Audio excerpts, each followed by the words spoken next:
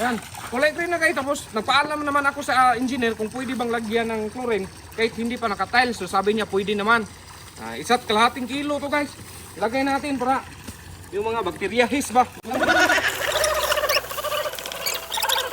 Lagyan natin eh. Para malason yan. Tapos yung mga ligo maglason din.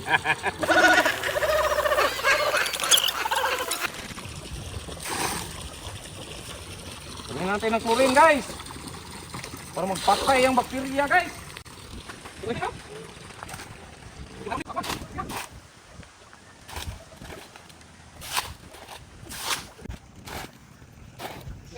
So, medyo malinaw na siya guys. Pwede na tumaligo umaya. Ayan.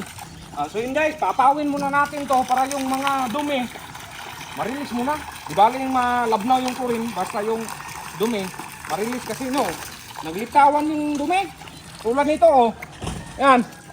So anuhin muna natin. Papawin para maligo tayo mamaya. Yun. So yun guys, puno na yung swimming pool natin guys. So maligo na kayo. Wag dito siguro. So yun guys, bahong chlorine. Bahong pito. Sinong nagdala ng shampoo rito?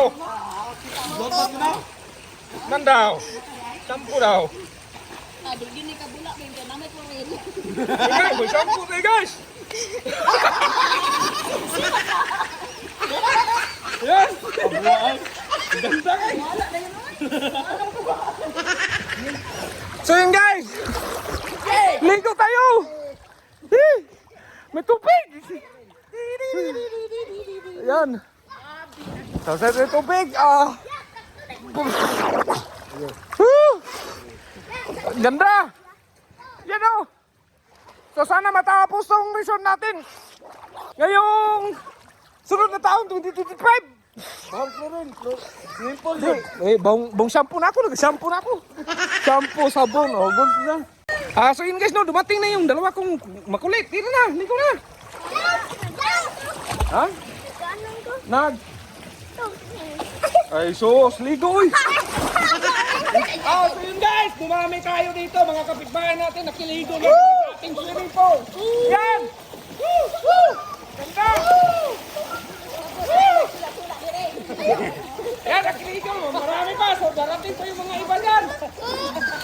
Libre pa tayo, libre! Libre pa! Naubok dito siya! Suman!